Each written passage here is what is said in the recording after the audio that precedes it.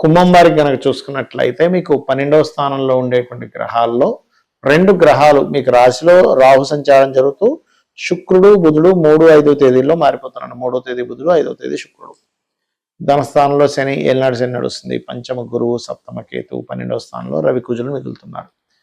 చంద్రుడు అయితే ఇక 2.5 రోజులకు మారుతూ ఉంటాడు. ఇక మీరు ఈ గ్రహస్థితిని అనుసరించి మీకు ఎలా ఉండబోతుంది, ఎటువంటి విషయాల పట్ల మీకు కలిసి రానుంది అనేటువంటి విషయాలు కనుక చూసుకున్నట్లయితే ఇక్కడ ఈ కాంబినేషన్ మూలంగా మీకు కలిగేటువంటి ఫలితాలు చెప్తుంది నేనైనప్పటికీ చెప్పిస్తుంది సాక్షాత్ లలిత అమ్మవారిగా భావిస్తూ, ప్రధానంగా ఏంటంటే మీకు ఎప్పుడైతే లగ్నంలో శుక్రుడు బుధుడు ఉంటున్నారో ఇది కొంతవరకు రిలీఫ్ని ఇస్తుంది. గతంతో పోల్చుకుంటే చాలా అంటే చాలా రిలీఫ్ అనేటువంటి జరుగుతుంది. ఎందుకంటే సుఖాన్ని ఇచ్చేవాడు చతుర్థ పంచమాధిపతి గ్రహం రాశిలోకి వస్తుంది కాబట్టి. ఇక ఫైనాన్షియల్గా కొంత స్ట్రెస్ అనేది ఉంటూ ఉంటుంది. బట్ మీరు ఎంత కాలభైరవ అష్టకం చేస్తూ ఉంటే అంత బాగుంటుంది ఫైనాన్షియల్గా చెప్పాలంటే. సిబ్లింగ్స్ మూలంగా అనుకోండి, లేకపోతే తండ్రి ఆస్తి మూలంగా అనుకోండి, కొన్ని ఖర్చులు అండ్ అదేవిధంగా ప్రాపర్టీస్ కొనుగోలు చేయడము, వాహనము, గృహము, కొత్త బిజినెస్ డెవలప్మెంట్స్ కోసం చేసే ప్లానింగ్స్ కలిసి రావడము, ఇటువంటివన్నీ జరుగుతాయి. సంతానం కోసం చేసే ప్రయత్నం విషయంలో కొంత స్ట్రెస్ ఉన్నప్పటికీ సంతాన యోగం కలగడానికి మాత్రం చాలా అనుకూలంగా ఉంది. అదేవిధంగా రుణాలు కూడా కొంతవరకు లభిస్తాయని చెప్పుకోవచ్చు. మరియు రుణ సంబంధించిన విషయంలో క్లియర్ చేసుకునేటువంటి బలం కూడా ప్రస్తుతం చేకూరుతుంది. అయితే ఇక్కడ మీకు సప్తమ స్థానంలో కేతు ఉన్నాడు కాబట్టి, సప్తమాధిపతి వచ్చి కుజుడుతూ ఉంటున్నాడు కాబట్టి మీరు ఏదైనా వ్యాపారం, ఇప్పుడు ఎలా అంటే ఇప్పుడు లగ్నంలో బుధుడు శుక్రుడు ఉన్నందుకు వ్యాపార డెవలప్మెంట్స్ ఉంటుంటాయి, ఫండింగ్ అవసరం పడుతూ ఉంటుంది. పార్ట్నర్స్ని ఎంపిక చేసుకునే విషయంలో 1కి 2 సార్లు 1కి 4 సార్లు ఆలోచించి ఎంపిక చేసుకోండి. అలాగే మరొక విషయం ఏంటంటే ఇక్కడ గమనించినట్లయితే ఈ సప్తమ స్థానంలో కేతు ఉంటూ సప్తమాధిపతి రవి కుజుడితో కలిసి ఉన్నందుకు పర్టికులర్గా ఇక్కడ వివాహ నిర్ణయాలు తీసుకునేటువంటి విషయాల్లో కూడా కొంత జాగ్రత్తగా ఉండాలి. ఉద్యోగరీత్యా మార్పు చూపిస్తుంది మీకు, లేదా మీ జీవిత భాగస్వామి కూడా ఆ యొక్క మార్పు అనేటువంటి చూపిస్తుంది క్లియర్గా. ఇక మీరు నిత్యము చేయవలసినటువంటి దేవతారాధన, సుబ్రహ్మణ్యేశ్వర స్వామి ఆరాధన చేయడం, దక్షిణామూర్తి యొక్క స్తోత్ర పఠనం చేస్తూ ఉండండి. అన్ని విధాలా మీకు బాగుంటుంది. చాలా మంది ఏంటంటే జ్యోతిష్ శాస్త్రంలో మనకి అసలు జాతకం చూపించుకునేటప్పుడు ఎటువంటి విషయాలు చెబుతారు, అసలు జాతకం చూపించుకోవడం ద్వారా ఎటువంటి ఫలితాలు మనం తెలుసుకొని మన యొక్క జీవితాన్ని మార్చుకోవచ్చు అనేటువంటిది నన్ను చాలా మంది పర్సనల్ చార్ట్ విషయంలో అసలు ఏమేం చెప్తారని మనకి కాల్స్లో వాటిలో అడుగుతున్నారు. దాని మీద నేను మీకు క్లారిటీ ఇస్తాను. ఫస్ట్ ఆఫ్ ఆల్ ఏంటంటే మనకి ఒక దగ్గరికి వెళ్ళాలనే ఒక డెస్టినేషన్ ఉందనుకోండి, అక్కడికి వెళ్ళడానికి మనకు రూట్ తెలియాలి. రూట్ కనుక తెలిస్తే మనం ఈజీగా వెళ్ళగలుగుతాం. అలాగే ఆ రూట్లో వెళ్ళేటప్పుడు మనం చూడండి, ఒక్కోసారి ఒక ప్రదేశం నుంచి ఇంకో ప్రదేశానికి వెళ్ళేటప్పుడు మధ్యలో ఎక్కడో ఏదో రోడ్ రిపేర్ ఉంటుంది, అప్పుడు ఇంకొక రూట్లో నుంచి వెళ్ళాలి. అంటే మనకు ముందుగా కనుక ఈ రూట్లో వెళ్తే మధ్యలో మీకు బ్రేక్ ఉంది, ఇంకో రూట్లో వెళ్తే మీరు అక్కడ ఆగకుండా మళ్ళీ వెనక్కి తిరిగి రాకుండా వెళ్ళవలసి వస్తారని తెలిసినప్పుడు అమ్మయ్య అని చెప్పి మనకు ఆ టైము అదంతా ఫ్యూల్ అంతా కూడా ఎలా కలిసి వస్తుందో జ్యోతిష్ శాస్త్రం కూడా అంతే. అది ఎలాగా అంటే చెప్తాను చూడండి. ఇప్పుడు ప్రతి మనిషికి కూడా ఆరోగ్యంగా ఉండాలి, కొంచెం ఆత్మవిశ్వాసంతో బలంగా ఉండాలి అని చూస్తూ ఉంటాం. దాన్ని లగ్నము అంటాం. అంటే జీవుడి యొక్క స్థితి లగ్నం. మీ యొక్క లగ్నాన్ని స్ట్రెంథెన్ చేసుకోవాలంటే ఏం చేయాలి అనేది మీ జన్మజాతకంలో మీ లగ్నం బట్టి ఉంటుంది. అలాగే చూడండి, ప్రతి ఒక్కరికి కూడా ధనం మూలం ఇదం జగత్ అన్నట్టుగా ఏదైనా సరే ఫైనాన్స్తో ముడిపడి ఉంది.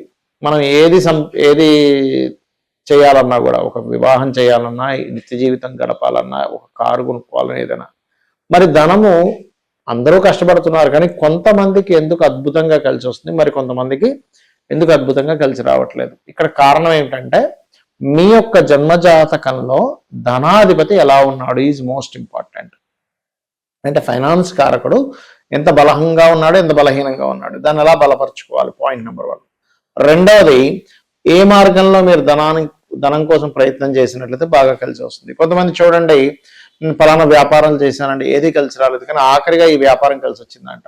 దానికి కారణాలు ఏంటంటే మీకు వ్యాపార సమయం రాకపోయి ఉండొచ్చు మీరు చేసేటప్పుడు, లేదా రాంగ్ వ్యాపారం ఏదైనా చేస్తుండొచ్చు. అంటే తెలియకుండానే ఇప్పుడు మీకు ఉదాహరణకి ఫుడ్లో బాగా కలిసి వస్తుంది అనుకోండి, వెళ్ళి ఇంకోటి ఏదో పెట్టుకుంటారు కొంతమంది, ఇంకొక ఫ్యాషన్ రిలేటెడ్ అనో లేకపోతే టీచింగ్స్ అనో ట్రైనింగ్స్ అట్లా చేస్తారు.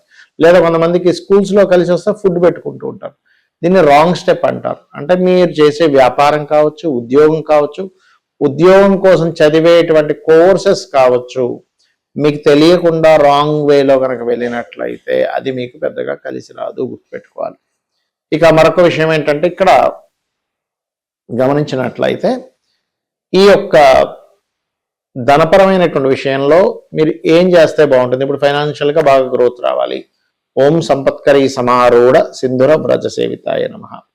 ఇలాగా మీరు ఏ కెరియర్ ఎంచుకుంటే మంచిది, ఇక్కడ ఉంటే మంచిదా, విదేశాలకు వెళ్తే మంచిదా, ఏ వ్యాపారంలోకి వెళ్తే మంచిది, ఇవే కాకుండా ఇన్వెస్ట్మెంట్స్ మనం చేస్తూ ఉంటాం. ఫలానా ధనమంతా తీసుకెళ్ళి దాంట్లో ఇన్వెస్ట్మెంట్ చేశాం, అది రాంగ్ టైం అని అనుకోండి, అంటే రైట్ టైంలో మీరు ఇన్వెస్ట్మెంట్ చేయలేదు, రైట్ విషయం మీద అంటే మీకు ఏదైతే కలిసి వస్తుందో దాని మీద ఇన్వెస్ట్మెంట్ చేయలేదు అనుకోండి, మీకు అది ఇబ్బందిని కలగజేస్తుంది, గుర్తుపెట్టుకోండి.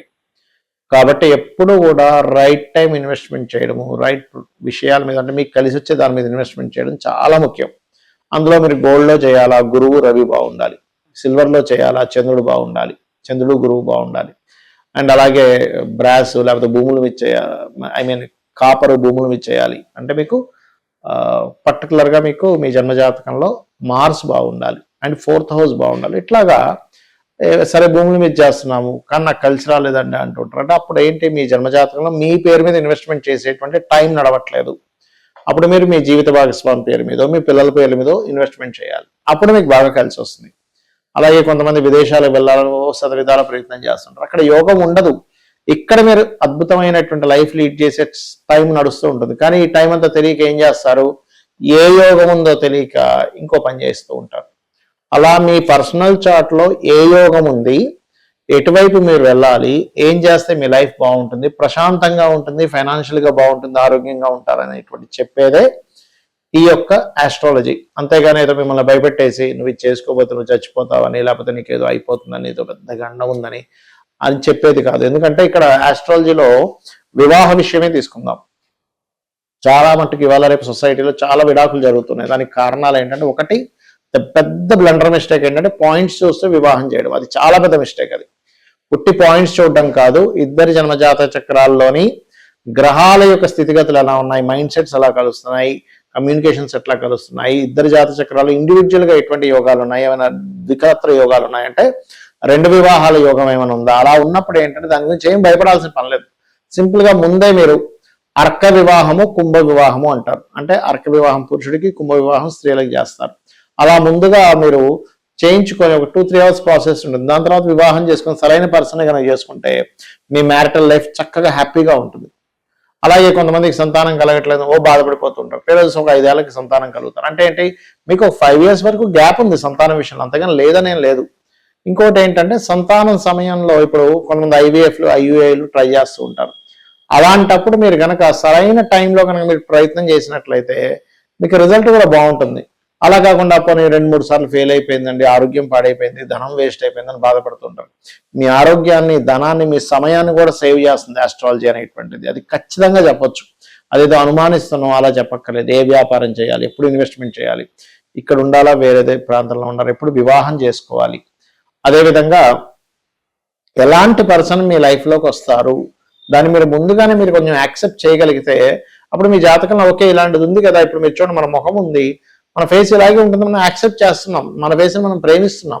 అంతేగాని నా ఫేస్ ఇలా ఉంది ఏంటి, ఇంకో రంగా ఉంటే బాగుండు అని అనుకుంటే కాదు. ఎందుకంటే మన తల్లిదండ్రులని, మన ఫేస్ని, మన ప్రతి దాన్ని కొంచెం కాకపోతే ఇంకొంచెం అందంగా తీర్చిదిద్దుకోవడానికి ప్రయత్నం చేస్తాం. మన ముఖాన్ని పౌడర్ రాసుకుంటాము, మేకప్ వేసుకుంటాము, చేస్తూ ఉంటాం. అట్లాగే మనము స్టాండర్డ్గా కొన్ని వాటితో మనం పుట్టేస్తాం. అలాంటి దాన్ని ఎట్లా ఇంప్రూవ్ చేసుకోవాలి. సరే ఇప్పుడు ఉదాహరణకి ఒక వ్యక్తికి ఇప్పుడు చేస్తే ఇప్పుడు కనుక వివాహం చేస్తే కరెక్ట్ కాదు అన్నప్పుడు ఎప్పుడు చేస్తే కరెక్ట్ అనేది చెప్తుంది. ఇప్పుడు వ్యాపారం చేయడం కరెక్ట్ కాదు అన్నప్పుడు అసలు ఎప్పుడు వ్యాపారం చేయాలి అనేటువంటి విషయం చెప్తుంది. ఇప్పుడు ఇన్వెస్ట్మెంట్ చేయడం కరెక్ట్ కాదు అన్నప్పుడు ఎప్పుడు చేయాలనేది విషయం చెప్తుంది. అలాగే ఇప్పుడే చేయాలని జాతచక్రంలో ఉంటుంది. అప్పుడు మీరు 12th హౌస్ ఎలా ఉంది, మీ ధనాధిపతి ఎంత బలంగా ఉన్నాడు, ఎంత బలహీనంగా ఉన్నాడు, ఇప్పుడు మీరు వీటిలో ఇన్వెస్ట్మెంట్ చేయొచ్చా చేయకూడదు అనేటువంటి అనేకమైనటువంటి అంశాలు మీ జీవితాన్ని పూర్తిగా ఒక పాజిటివ్ వైపు, ఒక లాభాల వైపు తీసుకెళ్లేది ఆస్ట్రాలజీ. అయితే మరి జాతకం లేదండి అనుకునేటువంటి వారికి ఒకటే ఒక గొప్ప సజెషన్ ఏంటంటే డైలీ మార్నింగ్ ఈవినింగ్ లలిత చేసుకోండి. లలిత అమ్మవారు మీకు ఆలోచన కలిగేలాగా మీ యొక్క దారి సరైన మార్గంలో తీసుకెళ్లా చేస్తుంది. శ్రీమాత్రే నమః.